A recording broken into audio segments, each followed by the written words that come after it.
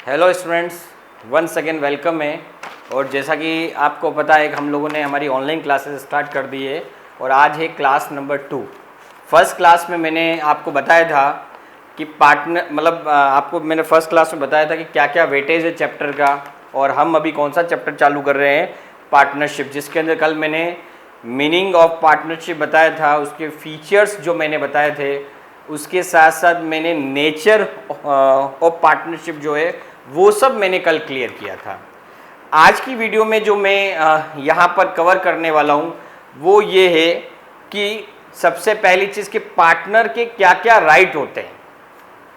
Partner जब partnership के अंदर आता है तो उसके क्या क्या राइट होते हैं, क्या अधिकार होते हैं, मैं उस पर बात करूँगा आज।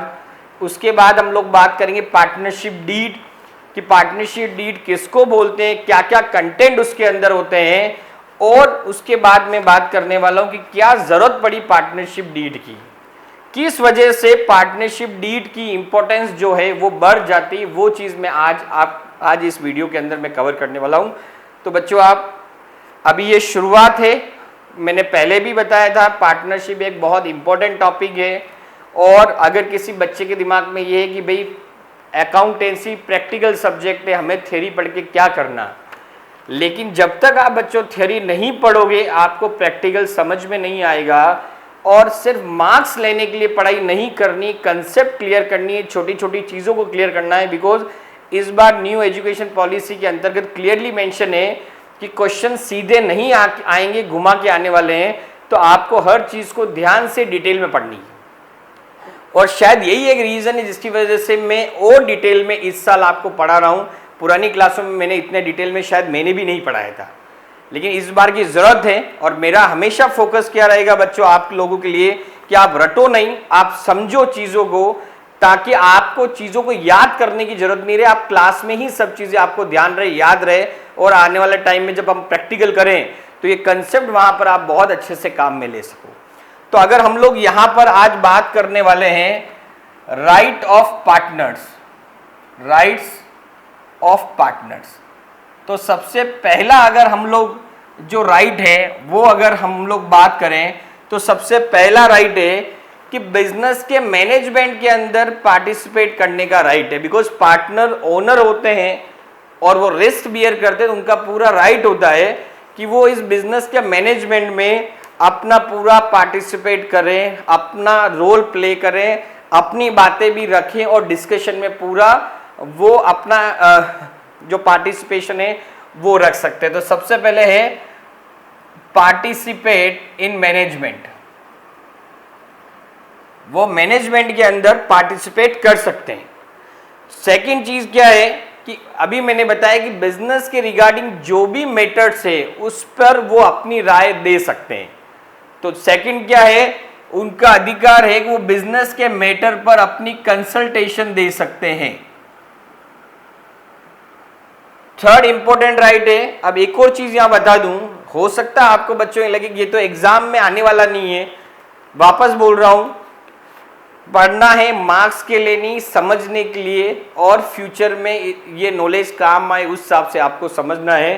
तो ये चीजें बहुत इंपॉर्टेंट है। थर्ड जो चीज है वो पार्टनर की क्या चीज है, अगर वो रिस्क बियर कर रहा है, पैसा लगा रहा है, तो उसका ये अधिकार बनता है, उसका एक राइट है कि वो बिजनेस की बुक्स ऑफ अकाउंट्स को चेक कर सकता है। तो उसका अगला क्या है, checking books of accounts, checking books of accounts, कि वो क्या कर सकता है, बिजनेस की बुक्स ऑफ अकाउंट्स को चेक कर सकता है और उसकी एक कॉपी भी अपने पास रख सकता है, ये उसका अधिकार होता है। उसके बाद क्या है, अगला राइट उसका होता है कि वो क्या कर सकता है, जो एग्रीमेंट हुआ है पार्टनर्स के बीच में उसके बेस पर वो प्रॉफिट और लॉस को डिस्ट्रीब्यूट करने का उसका अधिकार होता है। लेकिन कभी कभी क्या होता है, अगर पार्टनर्स के बीच में प्रॉफिट और लॉस का रेशियो डिसाइड नहीं होता है तो वो इक्वल प्रॉफिट को लेने का उसका अधिकार होता है according to Indian partnership act 1932। मतलब क्या हो गया, प्रॉफिट और loss share in agreed ratio, की जो उनका रेशियो है एग्रीड, उसके अंदर वो क्या करेंगे, डिस्ट्रीब्यूट करेंगे और इफ नो एग्रीमेंट, क्योंकि एग्रीमेंट होना जरूरी, मैं आगे बात करूंगा, then equal as per Indian partnership act 1932, कि जब आप कुछ क्लियर नहीं है, अगर पार्टनर के बीच में कोई भी एग्रीमेंट नहीं हुआ है, तो उस केस में वो क्या कर सकते हैं, प्रॉफिट को इक्वली बांटने का उनका अधिकार होता है। नहीं तो जो उनके बीच में डिसाइड हुआ उस बेस पर वो प्रॉफिट को डिस्ट्रीब्यूट कर सकते हैं। नेक्स्ट चीज होती है कि अगर किसी पार्टनर ने फर्म को लोन दिया है, एडवांस दिया है कुछ, तो वो उस फर्म से इंटरेस्ट लेने का राइट है उसका, वो उस फर्म से इंटरेस्ट लेगा, उनके एग्रीड, जो भी उनका एग्रीमेंट हुआ, जिस रेट पे उनका एग्रीमेंट हुआ है। लेकिन अगर उनका एग्रीमेंट नहीं हुआ तो पार्टनर का ये राइट है कि वो क्या कर सकता है, वो इंटरेस्ट क्लेम कर सकता है 6% पर एनम की रेट से, according to Indian partnership act 1932। मतलब क्लेम इंटरेस्ट ऑन एडवांस, कि वो क्या कर सकता है, एडवांस पे अपना इंटरेस्ट भी क्लेम कर सकता है। और अगर इनके बीच में एग्रीमेंट नहीं हुआ है कि कितना रेट ऑफ इंटरेस्ट होगा एडवांस के ऊपर जो पार्टनर ने फर्म को दिया है, तो 6% पर एनम से लेने का उसका अधिकार होता है। ये चीज बहुत इंपॉर्टेंट है।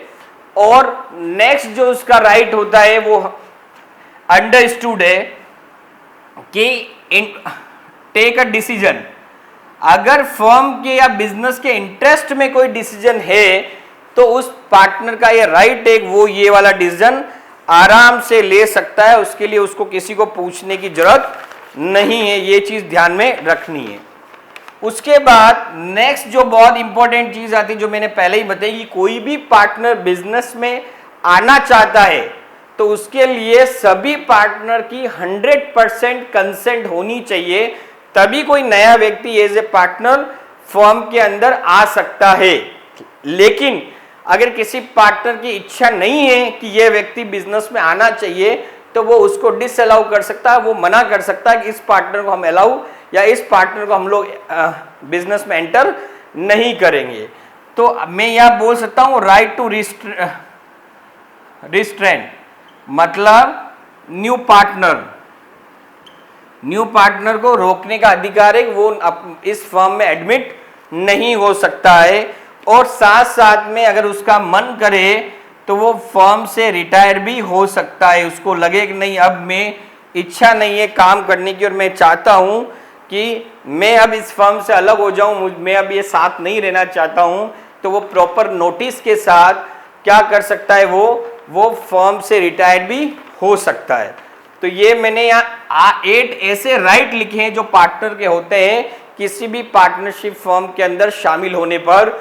सबसे पहला मैनेजमेंट में राइट होता है उसका, दूसरा कंसल्टेशन देने का राइट होता है, बुक्स ऑफ अकाउंट्स को चेक करने का राइट होता है, प्रॉफिट और लॉस को शेयर करने का राइट होता है, इंटरेस्ट और एडवांस को क्लेम करने का राइट होता है, फर्म के इंटरेस्ट में कोई डिसीजन लेना है उसका राइट होता है, किसी पार्टनर को एडमिट नहीं करना चाहता है तो वो उसके लिए मना कर सकता है, ये उसका राइट होता है, और खुद प्रॉपर नोटिस के साथ फर्म से अलग हो सकता है अगर उसको चाहता है कि अब मैं इस फर्म के साथ कंटिन्यू नहीं करना चाह रहा हूं, तो वो चीजें यहां पर पॉसिबल होती। नेक्स्ट जो इंपॉर्टेंट टॉपिक आता है जो इसको हम लोग बोलते हैं पार्टनरशिप डीड। पार्टनरशिप डीड बहुत इंपॉर्टेंट चीज है, 1 नंबर में भी कभी पूछ लेते हैं what is the meaning of partnership deed, partnership deed क्या होती है। तो आपको ये बताना है, it is a written agreement, it is a statement containing all the terms and condition regarding partners. Partners के रिगार्डिंग जो भी रिटर्न में टर्म्स एंड कंडीशन है वो सब उसका जो स्टेटमेंट होता है उसको हम लोग क्या बोलेंगे, पार्टनरशिप डीड। या इसको मैं अदर लैंग्वेज में बोलूं तो मैं कह सकता हूं it is a written agreement between the partners for carrying on a business. Business को कैरी करने के लिए जो पार्टनर के बीच में रिटन एग्रीमेंट होता है उसको हम लोग पार्टनरशिप डीड बोलते हैं। अगर मैं इसको एक और लैंग्वेज में बोल सकता हूं तो मैं ये बोल सकता हूं कि पार्टनर्स के बीच में जो भी डिसाइड होने वाला है वो सब एक लीगल फॉर्म के अंदर रिटन में होता है, उसको हम लोग क्या बोलते हैं, पार्टनरशिप डीड। क्योंकि पार्टनरशिप डीड की इंपॉर्टेंस इसलिए बढ़ जाती है क्योंकि रिटर्न अगर नहीं है तो डिस्प्यूट के चांसेस बढ़ जाते हैं, और अगर रिटर्न है तो डिस्प्यूट मोस्ट प्रोबेबली खत्म हो जाता है या फिर कम हो जाता है। तो partnership deed is a document which contain terms and condition regarding partnership. It is a written agreement between the partners for carrying on a business. ये पार्टनर पर रिटर्न एग्रीमेंट होता है। एग्रीमेंट रिटर्न भी हो सकता है, ओरल भी हो सकता है, लेकिन यहां किसकी बात कर रहा हूं? रिटर्न की बात कर रहा हूं, जो बहुत इंपॉर्टेंट है। अब इस पार्टनरशिप डीड के अंदर क्या होता है, ये चीजें बताने से पहले मैं ये बताऊंगा कि पार्टनरशिप डीड की इंपॉर्टेंस क्या है, क्या जरूरत है पार्टनरशिप डीड की। अभी मैंने आपको बताया पार्टनरशिप डीड का मतलब होता है हर चीज नीट एंड क्लियर, सब terms and condition sub partner को पता है कि क्या क्या हमको करना है, क्या क्या नहीं करना, क्या डूज है और क्या डोंट्स है, क्या करना है क्या नहीं करना है, क्या हमारा एरिया है क्या नहीं है। तो वहां पर डिस्प्यूट के चांसेस खत्म हो जाते।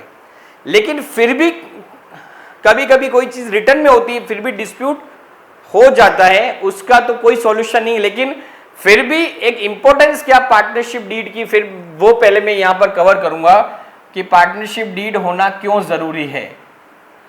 तो इसके अंदर अगर मैं पहली चीज अगर यहां बात करूं तो सबसे पहली चीज क्या है, उसके अंदर क्लियरली मेंशन होता है कि किस व्यक्ति की क्या राइट है, क्या ड्यूटीज है और क्या क्या लायबिलिटी एक पार्टनर की दूसरे से और दूसरे की पहले से है, और क्या राइट एंड ड्यूटीज पार्टनर की फर्म से और फर्म की पार्टनर से। मतलब ये क्लेरिफाई करता है पार्टनर का राइट एंड ड्यूटीज कि क्या क्या उसके राइट्स है और क्या क्या उसकी ड्यूटीज है। तो वो सब चीजें यहां पर क्लियर होती हैं, यहां पर राइट एंड ड्यूटीज कि क्या क्या राइट एंड ड्यूटीज है। सेकेंड इंपॉर्टेंट चीज क्या है, क्लियर है, पार्टनरशिप डीड इसीलिए बनाई जाती है ताकि स्मूथ सेटलमेंट हो। पार्टनरशिप के अंदर बुक्स ऑफ अकाउंट्स में जो प्रॉफिट अराइज होता है उसका स्मूथ सेटलमेंट हो। तो सेकंड इंपॉर्टेंस क्या होगी, सेटलमेंट जब करना है पार्टनर्स का तो वहां पर पार्टनरशिप डीड होना जरूरी है ताकि हर चीज क्लियरली मेंशन होती है, तो डिस्प्यूट खत्म हो जाते हैं और स्मूथ वे में पार्टनरशिप चलती है या स्मूथ वे में क्लोज हो जाती है। और थर्ड जो इंपॉर्टेंट चीज है वो इसलिए है कि पार्टनरशिप डीड यहां पर बहुत इंपॉर्टेंट चीज है कि जब पार्टनर कभी कभी क्या होता है पार्टनरशिप डीड नहीं बनाते हैं, रिटर्न में कुछ नहीं होता है, तो वहां पर जो भी रूल अप्लाई होने वाले हैं वो इंडियन पार्टनरशिप एक्ट 1932 के अप्लाई होने वाले हैं। तो इसकी वजह से भी इसकी इंपॉर्टेंस बढ़ जाती है कि पहली चीज क्या है, हर लेखा जोखे से ये क्लियर हो जाता है कि क्या पार्टनर को करना है, क्या पार्टनर को नहीं करना है, क्या उसका स्कोप है, क्या उसका एरिया है, वो सब चीजें क्लियर मेंशन होती है। दूसरा, सेटलमेंट के टाइम पे भी डीड होगी तो कहीं डिस्प्यूट नहीं होने वाले हैं। फिर भी अगर डीड नहीं बनाते हैं तो इंडियन पार्टनरशिप एक्ट 1932 के रूल्स के अकॉर्डिंग वो सेटलमेंट वहां पर हो जाएगा। इस वजह से पार्टनरशिप डीड की जो इंपॉर्टेंस है वो बढ़ जाती है। अब वैसे मैंने ये चीज यहां पर क्लियर कर दी है, क्या क्लियर कर दी है कि पार्टनरशिप डीड में ये सब चीजें होती है, लेकिन अगर मैं एक एक करके इन चीजों को क्लेरिफाई करूं कि क्या क्या चीजें होती है पार्टनरशिप डीड के अंदर जिसकी वजह से डिस्प्यूट कम होते हैं और ये डीड बनना बहुत जरूरी है। तो सबसे पहली चीज क्या होती है, पार्टनर्स के रिगार्डिंग डिटेल उसके अंदर होती है कि पार्टनर्स कौन है, क्या है, कहाँ रहता है। उसके बाद फर्म के रिगार्डिंग इंफॉर्मेशन होती है, बिजनेस का प्रिंसिपल प्लेस क्या होगा, किस टाइप का बिजनेस करेंगे, कब पार्टनरशिप शुरू हुई, क्या क्या कैपिटल का कंट्रीब्यूशन है, क्या इंटरेस्ट ऑन कैपिटल रहेगा, क्या इंटरेस्ट ऑन ड्रॉइंग रहेगा, प्रॉफिट शेयरिंग रेशियो क्या रहने वाला है, लोन पर इंटरेस्ट कितना होगा, पार्टनर्स को कितना रेम्युनरेशन देना है, गुडविल का वैल्यूएशन कैसे करना है, एसेट का वैल्यूएशन कैसे करना है, अकाउंट्स को सेटल कैसे करना है, अकाउंटिंग पीरियड क्या रहने वाला है, बहुत इंपॉर्टेंट है अकाउंटिंग पीरियड क्या रहने वाला है, पार्टनर्स की राइट एंड ड्यूटीज क्या है, पार्टनरशिप कितने टाइम के लिए रहने वाली, कोई टाइम पीरियड है या फिर लॉन्ग टर्म के लिए है, बैंक अकाउंट को कौन ऑपरेट करेगा, कैसे ऑपरेट होगा, पार्टनर की डेथ होने के बाद क्या सेटलमेंट होगा और डिस्प्यूट हुआ तो क्या सेटलमेंट होगा। ये सब चीजें पार्टनरशिप डीड के अंदर होती है और पार्टनरशिप डीड के अंदर अगर ये सब चीजें होगी तो डेफिनेटली डिस्प्यूट के चांसेस कम हो जाएंगे, बोले तो नेग्लिजिबल हो जाएंगे। लेकिन फिर भी कभी कभी हो जाता है तो वहाँ पर इंडियन पार्टनरशिप एक्ट 1932 के रूल जो है वो अप्लाई होने वाले हैं। तो ये चीज़ बच्चों ध्यान में रखना। तो बच्चों आज जो ये मैंने तीनों चीज़ें आपकी कवर की है, पहला मैंने यहाँ पर कवर किया था कि पार्टनर के क्या राइट हैं, दूसरा पार्टनरशिप डीड क्या होती है, उसकी क्या इंपॉर्टेंस है, और थर्ड इंपॉर्टेंट चीज पार्टनरशिप डीड में क्या क्या चीज़ें होती हैं। ये सब चीज़ें मैंने आज की क्लास के अंदर कवर की। आई होप बच्चों ये आपको समझ में आया होगा। अगर आपको ये वीडियो अच्छी लगी, मेरा पढ़ाना समझ में आ रहा था, आप मुझे जरूर कमेंट करें, बिकॉज मेरा मोटिवेशन इससे बढ़ता है। और भी कोई टॉपिक अगर अभी भी मैंने जो पढ़ाया क्लियर नहीं हुआ है तो आप जरूर कमेंट करें, ताकि मैं उसको दोबारा मेरी अगली वीडियो में क्लियर करूं। और अपने मैक्सिमम फ्रेंड्स के अंदर इस वीडियो को शेयर करें, जो ऑनलाइन पढ़ना चाहते हैं और सिस्टमेटिक कंसेप्ट समझना चाहते हैं, वो मैक्सिमम अपने फ्रेंड्स के अंदर शेयर करना है।